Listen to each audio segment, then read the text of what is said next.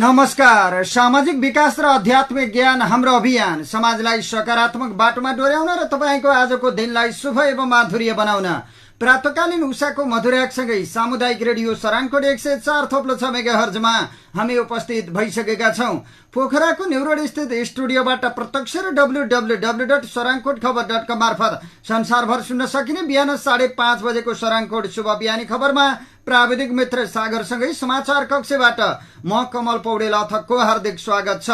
आज मिति 2080 साल भदौ महिनाको 3 गते आइतबार, नेपाल सम्वत 1143, तदनुसार सन् 2023 अगस्त 20 तारिक आज चतुर्थी तिथि। अब सुनौ शुभ बिहानी खबरका प्रमुख शीर्षकहरू। गण्डकी सरकारद्वारा ठूलो संख्यामा कर्मचारी सरुवा, सरकार पूर्वाग्रही देखिएको कर्मचारी संगठनको आरोप। कास्कीको रूपा गाउँपालिकामा मोटरसाइकल दुर्घटना, 2 जनाको मृत्यु। एमालेमा पूर्व माओवादी कोही बदनाम कोही गुमनाम, मुसिकोट नगरपालिकाका वडाध्यक्ष मृत फेला। संसदको 5औं ठूलो दल राष्ट्रिय प्रजातन्त्र पार्टीमा नवीन राप्रपा कार्ययोजनाको विरोधाभास, कार्यशैली र असन्तुष्टि पुरानै। कोशीमा विश्वासको मत दिनेलाई 10 करोड र मन्त्री पदको अफर, पदको लोभ देखाइएको राजेन्द्र लिङदेनको आरोप। एमालेका माग सम्बोधन भए मात्रै संसद चल्न दिने महासचिव पोखरेलको भनाई। भ्रष्टाचार विरुद्धको मुद्दा उचालेको विश्लेषण, राज्यका जिम्मेवार संयन्त्रले काम गरिरहेकाले उच्च स्तरीय समिति आवश्यक नभएको गृहमन्त्री श्रेष्ठको भनाई। 13 बुँदे बसन्तपुर घोषणा पत्र जारी गर्दै सकियो प्रादेशिक मिडिया सम्मेलन। देशको अवस्था हेर्दा आँसु आउने शेखर कोइरालाको भनाई। यो सरकारमा बसिरहन नहुने सुझाव। प्रहरीको लत्ता कपडा ठेक्कामा सक्रिय अग्रवालद्वारा नागरिकता कृत्यको आशंका, नागरिकता नम्बर नै अरू कसैको उल्लेख। 3000 मिटर ब्याज पीडितले फिर्ता पाए। 119 बिघा जग्गा, 161 पीडितसँग मिलापत्र। काठमाडौँ उपत्यकामा चल्ने गाडीमा राखिएका झल्लर, डोरी, रिबन र स्टिकर हटाउँदै ट्राफिक प्रहरी। हराएको 5 दिनपछि मृत भेटिए घुमन्ते व्यापारी। ट्विटरले ब्लक अप्सन पनि हटाउने। झापाका सुन्दर किसानको हत्या उनकै दाजु रामजी र कुकुर सिंहले गरेको पुष्टि, हत्या गरेको स्वीकार। र ताइवानी उपराष्ट्रपतिको अमेरिका भ्रमणपछि चीन थप आक्रामक। अब खबरहरू विस्तारमा। गण्डकी प्रदेश सरकारले ठूलो संख्यामा कर्मचारी सरुवा गरेको छ। 2 वर्ष वा त्योभन्दा बढी एउटा कार्यालयमा रहेका कर्मचारीहरूको सरुवा गरेको बताइएको छ। कर्मचारी व्यवस्थापन समेतको जिम्मेवारी पाएका मुख्यमन्त्री तथा मन्त्री परिषदको कार्यालयले पहिलो चरणमा सरुवा गरिएका इन्जिनियरिङ, कृषि र वन समूहका कर्मचारीको सूची सार्वजनिक गरेको छ। अन्य समूहको पनि सूची तयार भइसकेको र आजसम्म सार्वजनिक गरिने जनाइएको छ। साउन महिनाभित्रमा अन्तर मन्त्रालय सरुवा गरिसक्नुपर्ने भएकाले सोही अनुसार कर्मचारीको अदली बदली गरिएको बताइएको छ। मुख्यमन्त्री तथा मन्त्री परिषदको कार्यालयले सरुवा गरेपछि मन्त्रालयभित्रका कर्मचारीहरू अदली बदली हुनेछन्। मुख्यमन्त्री सुरेन्द्र राज पाण्डेले कम्तीमा 2 वर्ष एउटा कार्यालयमा रहेका कर्मचारीहरू सरुवा गर्ने मापदण्ड बनाए र त्यही अनुसार व्यवस्थापन गरेको बताएका छन्। पूर्वाधार विकास कार्यालय, सिंचाई र खानेपानी डिभिजन, कृषि ज्ञान केन्द्र, पशु विज्ञ केन्द्र डिभिजन, वन कार्यालय, भू जलाधार कार्यालयका प्रमुखहरू सबैजसो जिल्लामा फेरिएका छन्। यसैगरी सरकारले ठूलो समूहमा लेखाका कर्मचारी समेत सरुवा गरेको छ। युनियन र संगठनका नाममा लामो समयदेखि राजनीति गर्दै आएका नेता कर्मचारीहरू समेत सरुवामा परेपछि उनीहरूले असन्तुष्टि जनाएका छन्। सिंचाई डिभिजन कार्यालय कास्की, स्वास्थ्य निर्देशनालय लगायतका कार्यालयमा विगत लामो समयदेखि बसेका नेता कर्मचारीहरू पनि सरुवामा परेका हुन्। कतिपय कर्मचारी भने 1 वर्ष नपुग्दै सरुवामा परेका छन्। यसमा सरकार पूर्वाग्रही देखिएको नेपाल कर्मचारी संगठनले आरोप लगाएको छ। मन्त्रालयबाट पठाए अनुसारको सूची नभई केही फरक गरेर सरुवा गरेको भन्दै मन्त्री र सचिवहरूले असन्तुष्टि जनाएका छन्। डिभिजन वन कार्यालय तनहुमा त दरबन्दी भन्दा बढी कर्मचारी पठाइएको छ। पूर्व मन्त्री एवं सांसदहरूले भने अनुसार कर्मचारी सरुवा नहुँदा उनीहरू रुष्ट भएका छन्। नेपाल कर्मचारी युनियनले मन्त्रालयले मापदण्ड बनाएर सरुवा गरेको भन्दै असन्तुष्टि व्यक्त गरिरहँदा सोही संगठनका कतिपय कर्मचारीहरू आफूलाई नियतवश सरुवा गरेर पेलेको आरोप लगाएका छन्। कतिपयले भने डिमान्ड पूरा गर्न नसक्दा भने जस्तो कार्यालयमा सरुवा हुन नसकेको आरोप लगाएका छन् भने कतिपयले ठूलो आर्थिक चलखेल सरुवामा भएको आरोप समेत लगाएका छन्। कास्कीको रूपा गाउँपालिका 6 निगाल झाँप्रा स्थित भित्री सडक खण्डमा मोटरसाइकल दुर्घटना हुँदा 2 जनाको मृत्यु भएको छ। पोखरा 32 बाट रूपाताल तर्फ जाँदै गरेको प्रदेश 302-009 प 5205 नम्बरको मोटरसाइकल सडकबाट करिब 90 मिटर तल सोही सडकको घुम्तीको तल्लो बाटोमा खसेर दुर्घटना भएको थियो। दुर्घटनामा परि मोटरसाइकल चालक लमजुङ दुधपोखरी गाउँपालिका 6 बस्ने 29 वर्षीय कृष्ण गुरुङ र पछाडि सवार 24 वर्षीय अशोक गुरुङको मृत्यु भएको कास्की प्रहरीले जानकारी दिएको छ। दुर्घटनामा परेर घाइते भएका उनीहरूको उपचारको लागि गण्डकी अस्पतालमा लगे पनि चिकित्सकले मृत घोषणा गरेका थिए। तत्कालीन नेकपा विभाजनपछि एमालेमा रहेका माओवादी पृष्ठभूमिका नेताहरू अहिले कोही गुमनाम र कोही बदनाम भएका छन्। 2077 फागुन 23 मा सर्वोच्च अदालतले नेकपा बदर गरेपछि साबिक माओवादी केन्द्रमा नफर्किएका रामबहादुर थापा बादल, टोपबहादुर रायमाझी, लेखराज भट्ट, मणि थापा, प्रभु शाह, गौरी शंकर चौधरी लगायत प्रभावशाली नेताहरू एमालेमा लागेका थिए। 2078 मंसिरमा भएको एमालेको 10औं महाधिवेशनबाट बादल सहित पूर्व माओवादीबाट 34 जना केन्द्रीय सदस्य निर्वाचित भएका थिए। मध्ये पूर्व उप प्रधानमन्त्री एवं सचिव रायमाझी नक्कली भुटानी शरणार्थी प्रकरणमा पूर्वपक्षका लागि थुनामा छन्।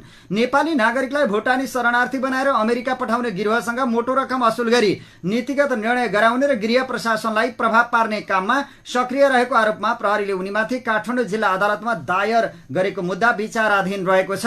सोही आरोपमा उनका छोरा सन्दीप समेत थुनामा छन्। माओवादी शान्ति प्रक्रियामा आएपछि पटक पटक मन्त्री भएका उनी 2064 यताका सबै निर्वाचन जित्न सफल भए। गत मंसिरमा भएको निर्वाचनमा गठबन्धनका प्रभावशाली नेत्री पुष्पा भुषाललाई पराजित गरी उनी प्रतिनिधि सभा सदस्यमा अर्घाखाँचीबाट निर्वाचित भएका थिए। पूर्व माओवादीबाट एमाले उम्मेद्वारका रूपमा प्रतिनिधि सभा सदस्य प्रत्यक्ष निर्वाचन जित्ने उनी ज्वालाकुमारी शाह मात्र हुन्।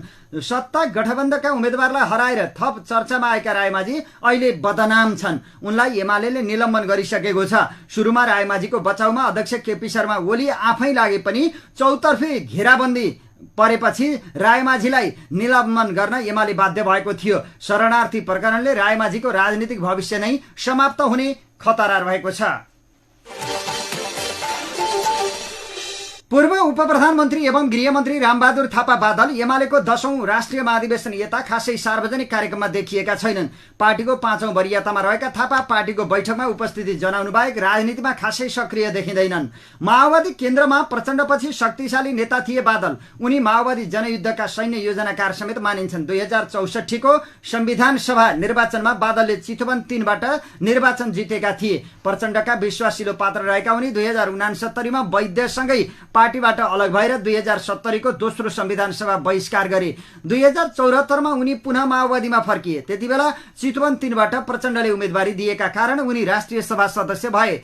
नक्कली भुटानी शरणार्थी प्रकरणमा छोरा प्रतीक समेत मोचिएपछि तनावमा रहेका बादल राष्ट्रिय राजनीतिमा गुमनाम जस्तै छन्। उनकी श्रीमती नैनकला थापा समानुपातिकबाट प्रतिनिधि सभा सदस्य छिन् तर राजनीतिमा जम्न सकेकी छैनन्। 2079 को निर्वाचनमा बादलले भाग नै लिएनन्। त्यस्तै पूर्व मन्त्री एवं सचिव लेखराज भट्ट माओवादी भित्र निकै शक्तिशाली पात्र थिए। प्रचण्डका विश्वासीलाई रहेका पात्र रहेका उनी एमालेमा पुगेपछि गत निर्वाचनमा कैलाली 4 बाट पराजित भए। माओवादीबाट 3 पटकसम्म लगातार निर्वाचन जितेका भट्टलाई कंग्रेसका उम्मेद्वार वीरबहादुर बलायरले पराजित गरे। माओवादीबाट पटक पटक मन्त्री हुने नेता मध्ये भट्ट पनि एक हुन्। नेकपा विघटनपछि ओलीलाई साथ दिएका उनी अहिले एमालेका कर्णाली इन्चार्ज छन्। यद्यपि उनी खासै सक्रिय देखिएका छैनन्। पूर्व मन्त्री एवं स्थायी कमिटी सदस्य मणि थापा पछिल्लो समय एमाले नेतृत्वसँग असन्तुष्ट देखिएका छन्। उनी पार्टीको बैठकमा समेत उपस्थित छैनन्। थापाले आफूले पार्टी पनि नछाडेको र बैठकमा पनि उपस्थित नभएको स्वीकार गरे। कामको व्यस्तताले नेताहरूसँग समन्वय गरेर नै आफूले बिदा लिएको उनको जिकिर छ। तत्काल पार्टीको काममा फर्किने कुनै योजना नभएको उनले बताएका छन्। अहिले आफू गीत संगीतमा व्यस्त रहेको जानकारी दिँदै तत्काल कुनै पार्टीमा प्रवेश गर्ने योजना नभएको उनले बताए। विप्लव नेतृत्वमा लागेको चर्चालाई इन्कार गर्दै उनले सक्रिय राजनीतिबाट केही समयका लागि बिदा लिएको तर्क गरे। ओली नेतृत्वको सरकारमा थापा खानेपानी मन्त्री रहेका थिए। मैले नेताहरूसँग सल्लाह गरेरै केही समयका लागि सक्रिय राजनीतिबाट विश्राम लिएको हुँ। अहिले गीत संगीतमा व्यस्त छु। तत्काल पार्टी काममा फर्किने कुनै योजना छैन। अन्य पार्टीमा जाने योजना पनि छैन उनले भने। साउन 30 गते बसेको एमाले सचिवालय बैठकमा थापाले लामो समय पार्टी कामबाट बिदा लिएकोमा नेताहरूले प्रश्न उठाएका थिए। अर्को बैठकमा पनि उपस्थित नभए थापामाथि स्पष्टीकरण सोध्ने तयारीमा एमाले छ।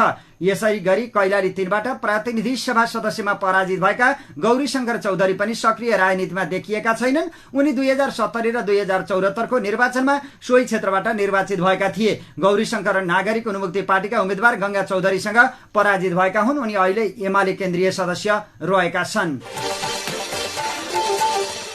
यस्तै एमाले पृष्ठभूमिबाट माओवादी आन्दोलनमा लागेकी ज्वाला नेकपा विघटनपछि बादलसँगै पुनः एमालेमै रहेकी थिइन्। प्रतिनिधि सभा सदस्य निर्वाचन जित्नेमा पूर्व माओवादीबाट रायमाझी सहित उनी एक हुन्। पूर्व माओवादी पृष्ठभूमिका नेतामा उनी राजनीतिमा सक्रिय छन्। सुन प्रकरणमा गृह र अर्थमन्त्रीको राजीनामा मागेर चर्चामा आएका कांग्रेस सांसद सुनिल शर्मालाई पक्राउ गरेकोमा गत हप्ता शाहले संसदमा विरोध गरेकी थिइन्। अहिले मध्य प्रदेशको पार्टी काममा उनी बारा गएकी छन्। संगठन सुदृढीकरण अभियानमा मधेसमा रहेको उनले बताएकी छन्। यसैगरी एमालेमै रहेका अर्का प्रभावशाली माओवादी नेता हुन् प्रभु शाह।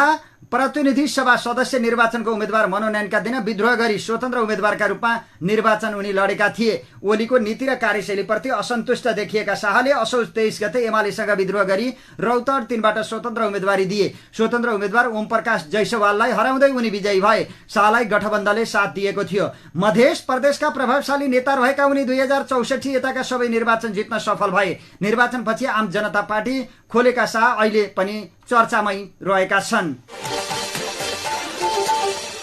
माओवादीबाट एमालेमै बसेका नेताहरू 10औं महाधिवेशनपछि नाममात्रको पद पाएको सक्रिय जिम्मेवारी नपाएको भन्दै नेतृत्वप्रति असन्तुष्ट रहेका छन्। माओवादी पृष्ठभूमिबाट आएकाका लागि एमालेले लिएको नीति सिद्धान्त र संगठनात्मक लय पर्गेल्न नसकेको नेता थापाको बुझाइ छ। हामी लामो समय माओवादी पृष्ठभूमिमा रहेर काम गरेका हौं। हामीले लिएको विचार सिद्धान्त र एमालेले लिएको विचार सिद्धान्तसँग तालमेल मिल्न सकेको छैन।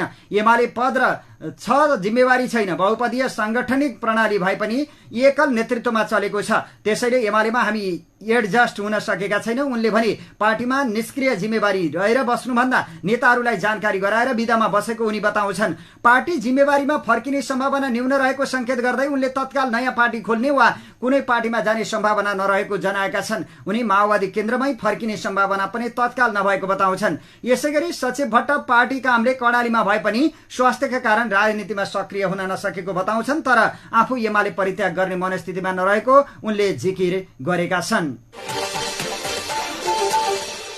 गुल्मीको मुसिकोट नगरपालिका वडा नम्बर 8 का वडाध्यक्ष मोहन घिमिरे मृत अवस्थामा फेला परेका छन्। उनी कांग्रेसबाट निर्वाचित जनप्रतिनिधि हुन्। हिजो बिहान फेसबुक स्ट्याटस लेखेर अलविदा भनेका घिमिरे घर नजिकैको रुखमा झुन्डिएको अवस्थामा मृत भेटिएको जिल्ला प्रहरी कार्यालय गुल्मीले जनाएको छ। प्रहरीले घटनाबारे थप अनुसन्धान सुरु गरेको बताएको छ। घिमिरे नेपाली कांग्रेस मुसिकोट नगरपालिका नगर कमिटिका अध्यक्ष समेत रहेको जनाइएको छ। सरङकोट शुभ बिहानी खबरमा अब बाँकी खबरहरू।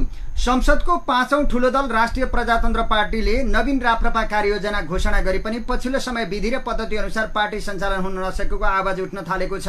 पार्टीलाई विधि अनुसार चलाउनु पर्ने आवाज उठाउने समूहले छुट्टै छलफल समेत चलाउन थालिसकेका छन्। असार अन्तिम साता एक कार्यक्रमका बीच अध्यक्ष राजेन्द्र लिङदेनले नवीन राप्रपाको कार्ययोजना सार्वजनिक गर्दा पार्टीको सबलीकरणका लागि 6 महिने अभियान समेत घोषणा गरेका थिए। यो योजना कार्यान्वयनको चरणमा जाँदै गर्दा पार्टीभित्र असन्तुष्टि र अविश्वासको अवस्था पैदा भएको नेताहरूको भनाइ छ। सोही अनुसार अघिल्लो शनिबार संस्थापक अध्यक्ष लोकेन्द्र बहादुर चन्दको निवासमा केही शीर्ष नेताहरूकै सहभागितामा बैठक बस्यो। अध्यक्ष लिङदेनको कार्यशैलीलाई नै लिएर छलफल भएको भनिएको उक्त बैठकका कारण पार्टीभित्र खटपट सिर्जना भइसकेको छ। लिङदेन निकट नेता तथा प्रवक्ता मोहन श्रेष्ठले श्रेष्ठ पार्टीको बृहत्तर हितका लागि भेला तथा छलफल हुन सक्ने भए पनि दलीय अवस्थामा त्यो अध्यक्षको नोटिसमा हुनुपर्ने अभिव्यक्ति दिइसकेका छन्। अध्यक्षलाई नै उपेक्षा गरेर गरिने बैठक र भेलाहरू जायज होइन। दलीय अवस्थामा केही कुरा छन् भने कमिटीहरूमा राख्नुपर्छ। अध्यक्षसँग छलफल गरेर निरूपण गर्नुपर्ने विषय छन् भने अध्यक्षसँग बसेर निरूपण हुनुपर्छ उनले भनेका छन्। पार्टीका केही नेताहरू जो संस्थापक पनि हुनुहुन्छ उहाँहरू बस्नुभयो, तर त्यो पार्टीभित्रै बसेर गरेको भएदेखि कार्यकर्ता आम शुभेच्छुक शुभचिन्तकमा भ्रम उत्पन्न हुँदैन थियो। पार्टी अध्यक्षलाई नोटिस नगराई हुने छलफलले अविश्वासको वातावरण पैदा हुने संस्थापनको धारणा छ। राप्रपाले 1 वर्षभित्र पार्टीको सदस्य संख्या 2 लाख पुर्याउने, आगामी दिनमा निर्वाचनमा विभिन्न तहमा उम्मेद्वार बनाउँदा 50% प्राइमरी छनौट प्रक्रिया अपनाउने लगायतका महत्त्वकांक्षी योजना सहित अघि बढ्न खोज्दै गर्दा पनि पार्टीमा असन्तुष्टि कसरी पैदा भयो त? राप्रपाका एक नेताका अनुसार एकले अर्कालाई स्वीकार गर्न नसक्ने पार्टीभित्रको पुरानै रोग र प्रवृत्ति कतिपय नेताहरूमा कायमै छ। यस्तै नेतृत्वमा पुगेकाले पनि पार्टीमा जिम्मेवार तहका नेताहरूसँग आवश्यक परामर्श नगर्ने र विधान मिच्दै अगाडि बढ्न खोज्दा समस्या भएको उनको भनाइ छ। यसैबीच राष्ट्रिय प्रजातन्त्र पार्टीका अध्यक्ष राजेन्द्र लिङ्गदेनले विश्वासको मत लिने दिनको टुङ्गो लागेसँगै कोशी प्रदेशमा बहुमत जुटाउन सत्ता गठबन्ध दलका नेताहरूले चलखेल सुरु गरेको बताएका छन्। उनले विश्वासको मत दिने सांसदलाई 10 करोड रुपियाँसँगै मन्त्री पदको लोभ देखाइएको आरोप लगाएका हुन्। सामाजिक सञ्जालमा उनले लेखेका छन्, पूर्वमा विश्वासको मत लिने दिनको टुङ्गो भएसँगै खरिदेहरू प्रदेश सभा सदस्यहरूको घर दैलोमा गएर मन्त्री र 10 करोडको प्रस्ताव गर्दैछन् भन्ने हल्ला काठमाडौँसम्मै आइपुग्यो त। कोशी प्रदेशका मुख्यमन्त्री उद्धव थापाले भदौ 4 गते प्रदेश सभाबाट विश्वासको मत लिँदैछन्। नेकपा एमालेका महासचिव शंकर पोखरेलले सुन तस्करी प्रकरणमा एमालेले उठाएका माग सम्बोधन भए मात्र संसद सञ्चालन हुने बताएका छन्। शनिबार पर्साको वीरगञ्जमा आयोजित पत्रकार भेटघाट कार्यक्रममा महासचिव पोखरेलले संसदमा प्रतिपक्षका कुरा सुन्नै नचाहने, बोल्नै नदिने र कुरा उठाउन समेत बन्देज लगाउने जस्ता कार्य गरिरहेकाले संसद अवरुद्ध गर्नु परेको उनले प्रश्न पारेका हुन्। हामीले कुनै जटिल वा अप्ठ्यारो माग राखेका छैनौं, उच्च स्तरीय छानबिन आयोग बनाउन भनेका हौं। सत्ता पक्षले प्रतिपक्षको सामान्य कुरा समेत सुन्न नचाहेकाले यस्तो परिस्थिति सिर्जना भएको छ। उनले भने हामीले उठाएको आयोग गठनको माग सम्बोधन गर्न तयार भए संसद सञ्चालन हुनेछ। उनले सत्ता पक्षकै कतिपय ठूला नेताहरू मुछिएको देखिएपछि स्वच्छ र निष्पक्ष छानबिन हुनेमा आशंका उब्जिएको हुँदा उच्च स्तरीय न्यायिक छानबिन आयोग गठन गर्न माग गरिएको प्रश्न पारेका छन्। उपप्रधान एवं गृहमन्त्री नारायण काजी श्रेष्ठले सुन काण्डको अनुसन्धानलाई अन्तिम निष्कर्षमा पुर्याएर यसको नेटवर्कको पहिचान गरी दोषीमाथि कारबाही गरिने बताएका छन्। राज्यको व्यावसायिक पेशागत रूपमा दक्ष र जिम्मेवार संरचना र संयन्त्रहरूले काम गरिरहेकाले सुन काण्डको अनुसन्धानका लागि अर्को उच्च स्तरीय समिति बनाउन आवश्यक नरहेको उनले बताएका हुन्।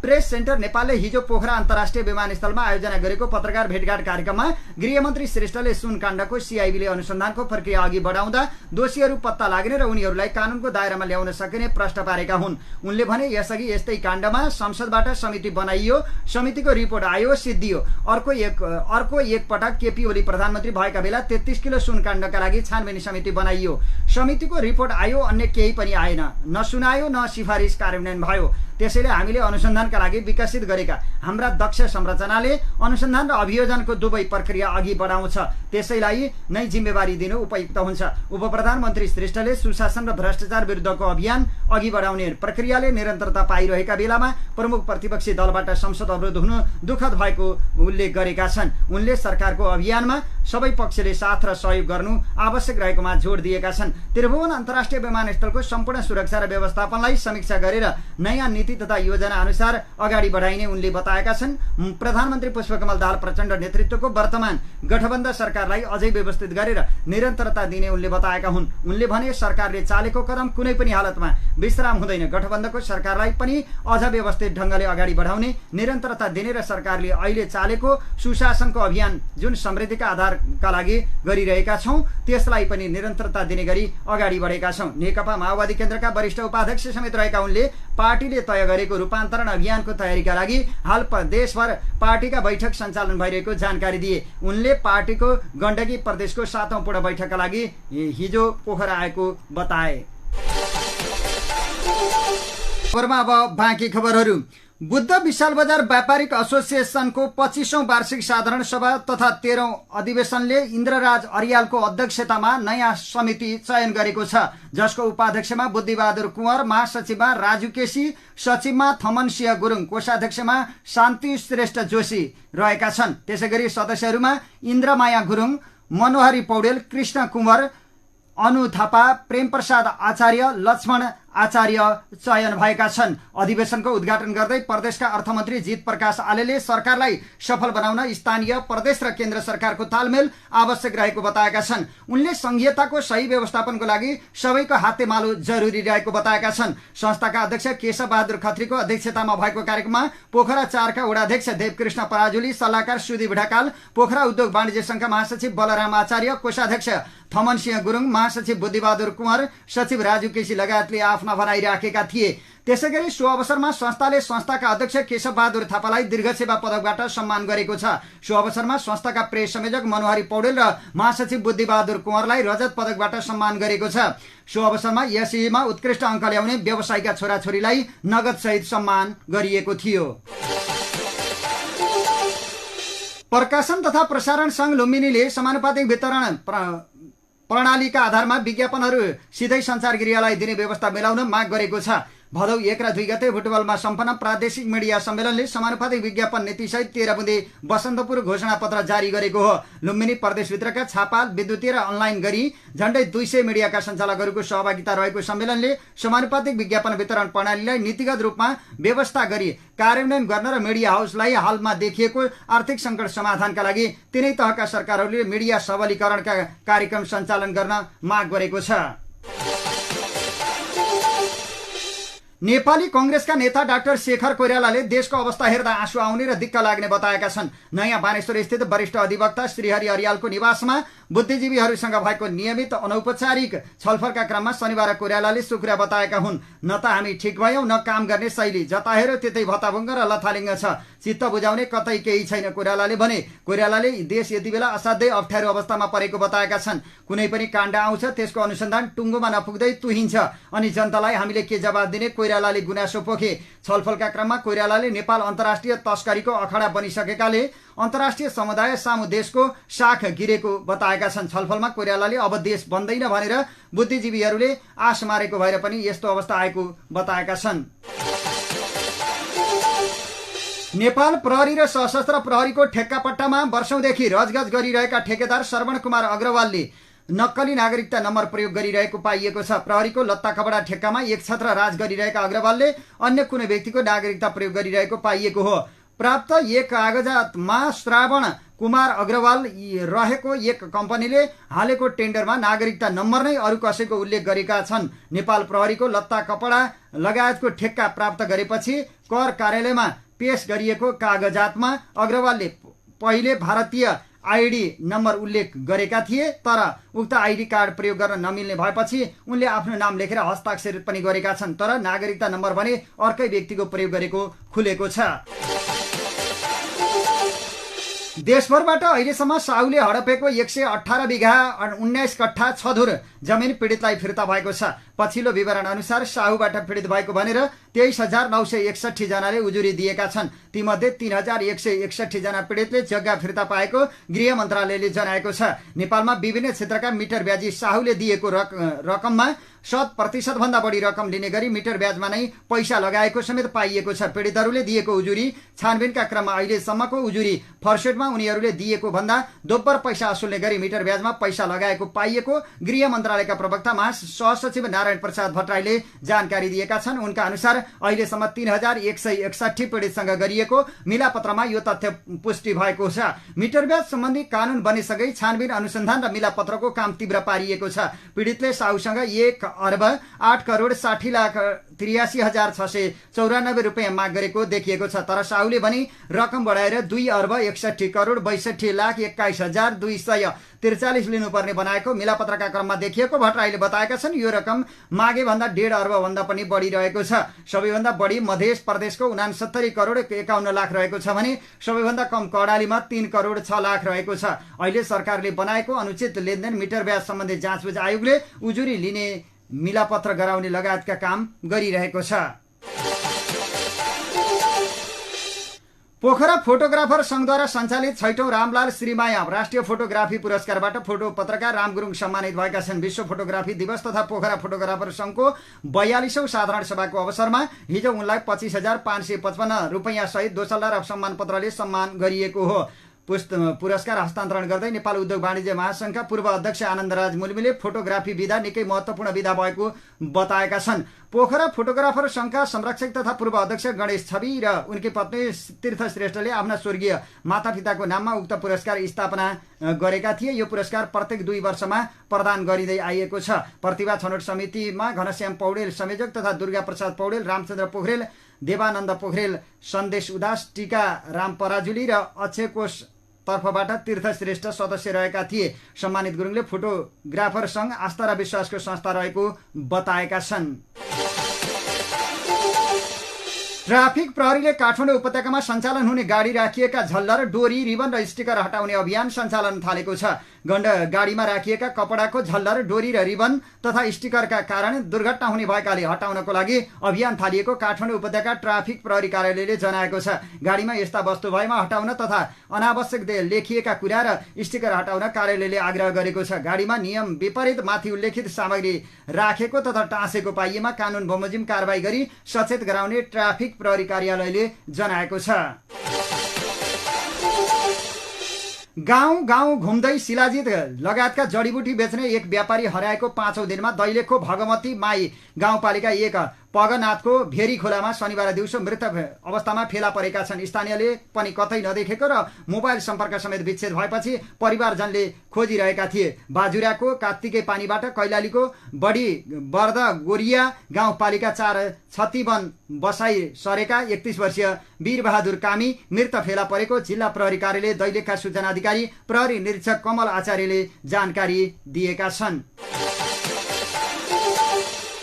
ट्विटरले अब प्रयोगकर्तालाई ब्लक गर्न पाउने सुविधा हटाउने भएको छ। हालै नाम परिवर्तन गरेर एक्स राखिएको यो सामाजिक सञ्जालका प्रमुख एलन मस्कले ब्लक फिचरको कुनै अर्थ नभएको बताएका छन्। उनले एक्सका प्रयोगकर्ता आफै सचेत भइसकेका र ब्लकको सट्टा डाइरेक्ट म्यासेज मार्फत त्यस्ता प्रयोगकर्तालाई सचेत बनाउन सक्ने बताएका छन्। तर कतिपय प्रयोगकर्ताले भने दुर्व्यवहारबाट बच्न यो नै उपयुक्त टुल बताएका छन्। एलन मस्कले गत वर्ष ट्विटर खरिद गरेपछि यसमा धेरै परिवर्तन गरेका छन्। त्यसैको सिलसिलामा ब्लक फिचर हटाएका हुन्। झापा मेचीनगर 8का 43 वर्षीय सुन्दर किसानको हत्या आफ्नै ओडाको छोरा रामजी किसान र कुकुरसिंह किसानले गरेको खुलासा भएको छ। नातामा दाजु पर्ने 56 वर्षीय रामजी र 48 वर्षीय कुकुरसिंहले सुन्दरको हत्या गरी घर नजिकैको पैनीमा झाडीले लास छोपेका थिए। गत बुधबार घर नजिक स्कुलमा फुटबल खेल हेर्न साँझ हिँडेका उनी घर नफर्किएपछि खोजी भएको थियो। उनको लास बिहिबार बिहान स्थानीय पैनीमा झाडीले छोपेको अवस्थामा प्रहरीले फेला पारेपछि घटना रहस्यमय भएको भन्दै थप अनुसन्धान अगाडि बढाइएको थियो। प्रहरीले उक्त हत्यामा 2 दिन अनुसन्धान गर्न नाताले दाजु पर्ने रामजी किसान र कुकुरसिंह किसानको संलग्नता रहेको तथ्य खुलेको जिल्ला प्रहरी कार्यालय झापाका प्रवक्ता खगेन्द्र रिजालले जानकारी दिएका छन्। सराङकोट शुभ बिहानी खबरमा अब बाँकी खबरहरू। चीनले ताइवानमा कडा सैन्य अभ्यास थालेको छ। ताइवानका उपराष्ट्रपति विलियम लाईले अमेरिकाको भ्रमण गरे लगत्तै असन्तुष्ट चीनले ताइवानी स्वरूप सैन्य अभ्यास थालेको अन्तर्राष्ट्रिय सञ्चार माध्यमहरूले जनाएका छन्। चीनले टापुमा पृथकतावादी शक्तिहरूलाई कडा चेतावनी पठाउन ताइवान वरपर हवाई र समुद्री सैन्य अभ्यास सुरु गरेको हो। ताइवानले हिजो एक प्रतिक्रिया दिँदै सैन्य अभ्यासले बेइजिङको सैन्यवादी मानसिकतालाई प्रकाश पारेको बताएको छ। चीनले निरन्तर सीमामा सैन्य अभ्यास जारी राखेपछि ताइवानले लडाकु विमान, नौसेना जहाज तथा मिसाइल प्रणालीको कडा निगरानी गरिरहेको बताएको छ। पूर्वी कमान्डका एक प्रवक्ताले सिन्हुवा समाचारलाई प्रतिक्रिया दिँदै विदेशी तत्त्वहरूसँग मिलेर ताइवानले चीनलाई भड्काउन खोजेको आरोप लगाएका छन्। चीनको यस सैन्य अभ्यासले अमेरिकी उत्तेजनाको लागि कडा चेतावनी दिएको चीनले बताएको छ।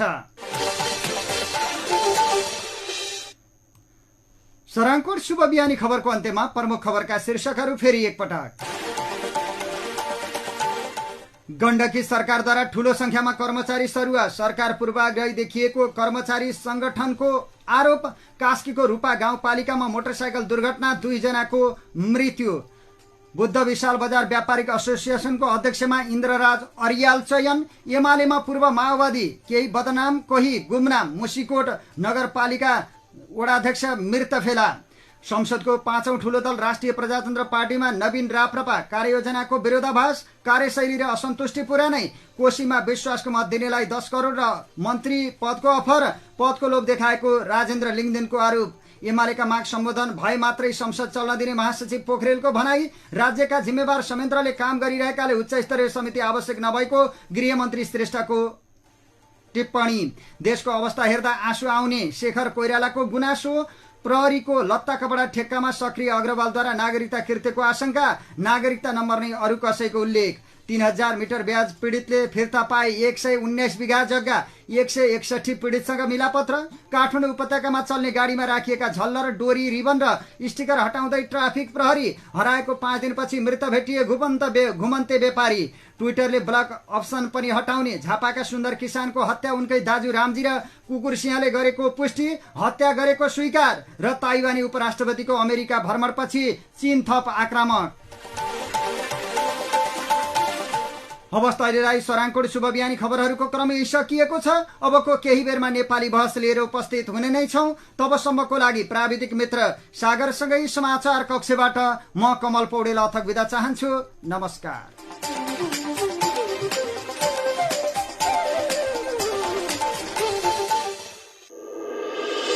तपाईको गाउँ टोल